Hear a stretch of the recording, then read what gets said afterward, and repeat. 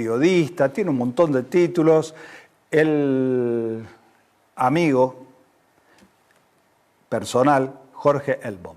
Jorge, muy buenas noches, bienvenido a Informe Krivitsky. Hola, ¿cómo estás? Muy buenas noches. Muchísimas gracias a vos por la invitación y por la presentación. Faltaba más. No sé cómo tomaste vos esta información que ha sacudido a toda la geopolítica, porque es un tema geopolítico. Algunos dicen, no, es un atentado a la comunidad judía. No, es un atentado en la Argentina y que tiene implicancias geopolíticas por los actores que por lo menos en la causa judicial se hablaba de pista siria, de pista libanesa, de pista iraní, y se terminó trabajando con la pista iraní. Y resulta que ahora sale el Mossad, después de no sé cuántos años, a decir que los iraníes no tuvieron nada que ver. ¿Es así? Bueno, yo en principio digo, como es una central de inteligencia israelí, yo sé que los servicios siempre tienen objetivos en el marco de la defensa de sus intereses. Entonces yo dudo, sobre todo por el timing. En realidad, si uno dice, bueno, tienen un montón de información, ¿por qué no la presentaron a la causa? ¿No? Esta es la primera apreciación que uno dice, bueno, si han logrado sumar tanta información, estaría bueno que lo pongan a disposición de con la Corte nombre y Suprema. apellido hasta de los autores materiales.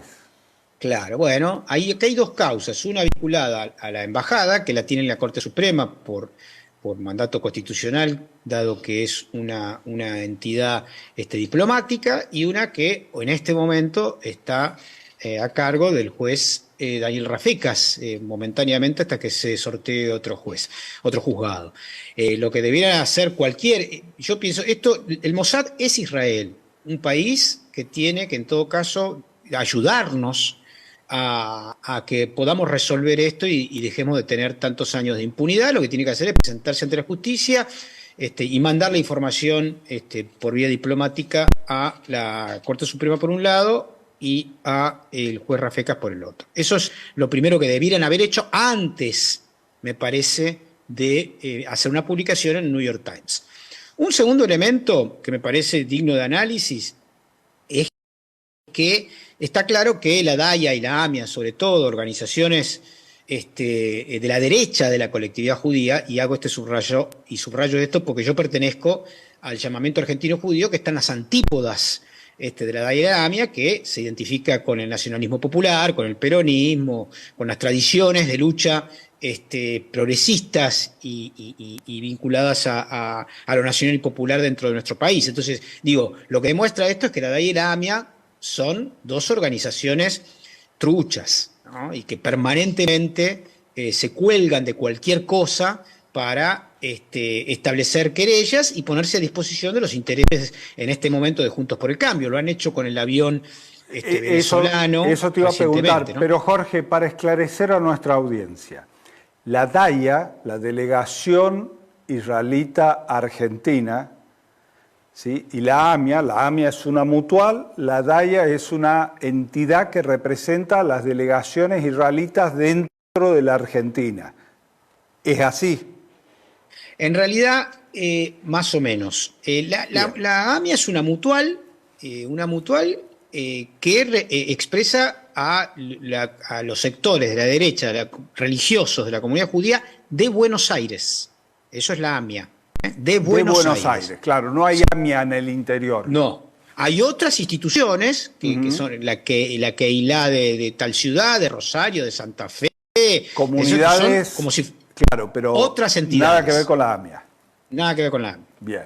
La DAIA sí. pretende representar estas a comunidades. distintas instituciones. Bien. Instituciones. Es delegación de instituciones, pero representa algunas, no a todas. ¿Y ustedes?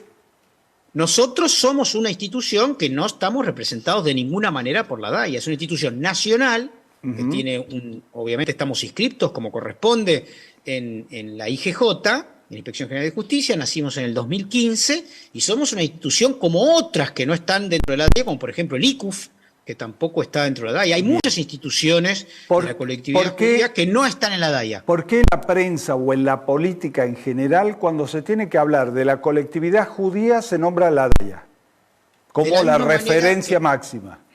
De la misma manera que cuando se habla del campo, se habla de la mesa de concertación y no se habla de los campesinos de la mesa de enlace. El campo son la rural, ¿no? La Confederación Rurales Argentina, la Sociedad Rural, y eso es una gran mentira. La mayoría del campo no está en ese lugar. De la misma manera que la mayoría de los argentinos judíos no están dentro de la DAIA. Te roban la representatividad y obviamente tienen la ayuda para este robo de identidad de los medios, de la trifecta mediática, ¿no? Clarín, porque La se los Nación ve haciendo como política activa desde la oposición política argentina, ¿no? Claro, en realidad quieren hacerle creer a la sociedad que el campo es unívoco, es una única cosa, y el campo son también el MOCASE, el movimiento de campesinos, y sin embargo no están. En este país hay 6 grupos cerealeros, 4 de ellos multinacionales, hay una mesa de enlace de 5 instituciones, y esos son, con toda la furia, 50.000 personas, ¿sí? Bueno, los campesinos en nuestro país son 1 millón. Claro, sí. Y la pregunta siempre me hago y le hago a la gente, ¿ellos no son el campo? Sí son el campo, lo que pasa es que están invisibilizados, y más en este momento de que el campo, estas cerealeras, estos propietarios de grandes extensiones, de la pampa húmeda, etcétera, etcétera, ¿qué hacen? Dicen, nosotros somos el campo y representamos a todo el campo. Es mentira, es una gran falacia. Bueno, también la DAIA es una gran falacia que represente a todos los argentinos judíos. Bien, aclarado esto, volvemos a lo que ha repercutido y creo que desestabiliza todo lo que se venía hablando sobre los atentados de la Embajada y de la AMIA. Cuando salen... Sí, ahí hay un tema que es clave, me parece. Digo, la primera pregunta que uno se hace cuando uno lee un expediente dice, bueno, acá participó Hezbollah y Irán. Vamos a aclarar, porque hay mucha gente que tal vez no sepa. Hezbollah es una organización política militar del Líbano. Así es. De otro país, no es el Líbano, no es Irán, es el Líbano. Es el Líbano. Y yo me pregunto siempre, hace muchos años, lo escribí en un libro que se llama Efecto Nisman, ¿cuál es la causa por la cual no se pidió un exhorto a Líbano para preguntarle en relación a esto? ¿Por qué si siempre se opinó que fue Hezbollah, y Hezbollah es un partido político, uno de los más importantes partidos políticos tuvo una coalición de gobierno en el Líbano? Por la constitución del Líbano es obligatorio que Hezbollah y, por un lado, musulmanes chiitas, musulmanes sunitas y cristianos, esos 3 grupos tienen que estar básicamente en los tres poderes, en las representaciones más importantes. Bueno, acá nunca, en Argentina, curiosamente, la justicia, que pone en evidencia nuevamente, tanto la Corte Suprema como Comodoro Pi, que son una vergüenza, lo que hace el Mossad, pone en evidencia que las investigaciones locales, de la justicia local, son una gran farsa, que Nisman fue un farsante, ¿no? Y que dice, porque al fin y al cabo, ¿qué dice el Mossad? Dice, mire, tuvo autorización de Irán, pero lo hicieron Hezbollah. Es lo mismo que dice más o menos a grandes rasgos la Fiscalía, y hicieron algo con eso, nunca hicieron nada. La pregunta es, en 1992 hubo un atentado. Ese atentado, la causa la tramita la Corte Suprema. ¿Alguien sabe algo de lo que hizo la Corte Suprema en 30 años? Nada, no hizo nada, porque no trabajan, son unos vagos. Y porque en realidad les molesta tener que hacer investigación y no hacen nada. Ahora, ¿esto es por incapacidad, por ignorancia o por geopolítica? Porque tienen un jefe arriba de embajadas importantes, de sectores imperiales, porque vamos a aclarar, Irán está dentro del eje del mal para los Estados Unidos, para Israel mismo, para Inglaterra, están dentro de los países que se consideran el eje del mal. Entonces, no es un problema de los argentinos, es un problema de estos países, pero han utilizado los atentados en la Argentina para culpar a Irán. A ver, los atentados se hicieron acá, Sí. Sea quien fuese que los haya hecho, como producto de la incursión argentina en una guerra en Medio Oriente.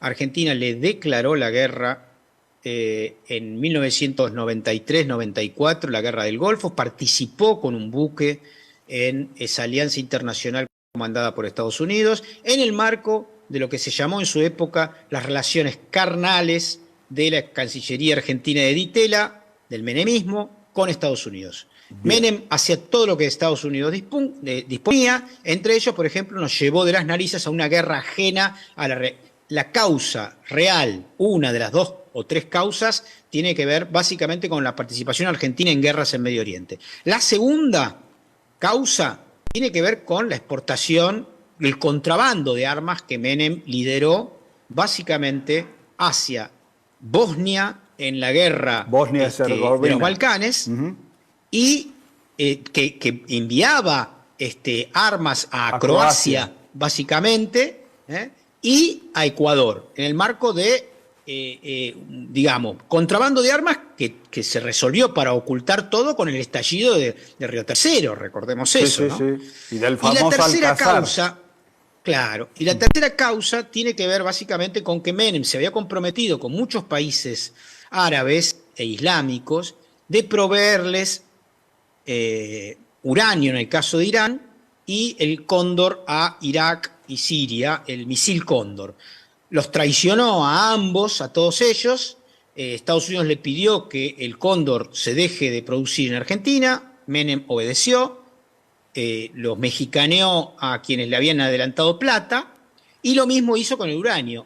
Acá se firmó en época de Alfonsín un acuerdo con Irán de provisión de uranio al 28% de enriquecimiento.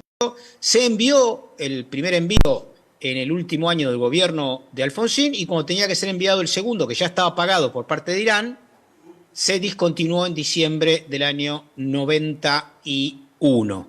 El 20 de diciembre, si no me equivoco, del 91, estaba por salir el barco a Irán con el uranio. Estados Unidos pidió que no se mande, Menem obedeció, y nunca más le atendieron. Y en el 92 volaron la embajada de Israel en la Argentina. Así es. El otro año. Efectivamente. La hipótesis, obviamente, de la participación de Irán y Hezbollah en el atentado es muy alta, pero los juicios no se hacen con informe de inteligencia, se hacen con pruebas. Totalmente. No es me dijo alguien que fue tal persona, me dijo no, yo tengo que probar que fue tal persona. Yo no puedo acusar a alguien como se acusa en distintos lugares sin pruebas. Ahora, entonces, el Mossad, cuando hace público esto en el New York Times, las autoridades argentinas o la justicia argentina no debería pedirle al Estado de Israel que aporte las pruebas que tiene el Servicio de Inteligencia israelí para esclarecer esta causa que lleva tantos años con tantos argentinos muertos.